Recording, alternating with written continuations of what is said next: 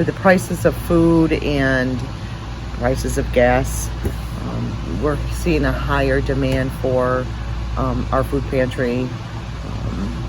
And with that comes along having to do more fundraisers to be able to keep up with the demand of food. Dolores Morgan is the executive director of the Seneca County House of Concern, which is both a food pantry and a thrift store. Once the pandemic hit, we were doing anywhere from 25 to 30 families a day for food.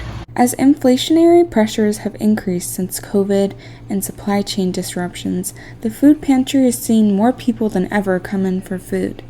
People were losing their jobs and still can't go out and get a job right now. It's a sad situation, and I'm just hoping and praying that something gives here soon, for everybody. Restricting flow, primarily in the food space, has been putting pressure on the ability to source food and therefore putting upward pressure on prices in grocery stores. Morgan says that because of that, they are seeing an increase in the demand for personal hygiene items as people have to choose food over personal hygiene. They have to choose, is it food or is it laundry soap? And that's a sad situation when no one should have to be put in that position. There's some mixed evidence, but certainly in terms of food pantries, right?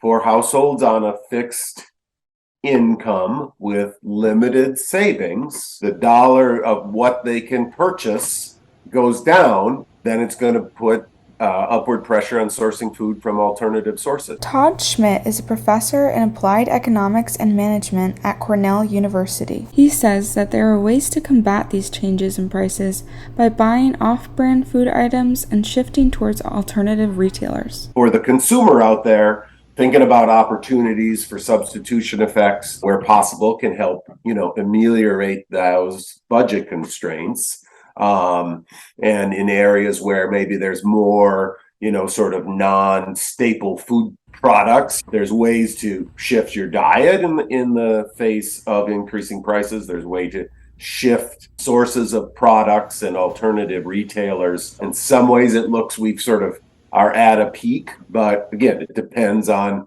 ongoing market conditions and certainly is variability across food products. With inflation rising comes concerns about a recession coming, which Schmidt says that's debatable.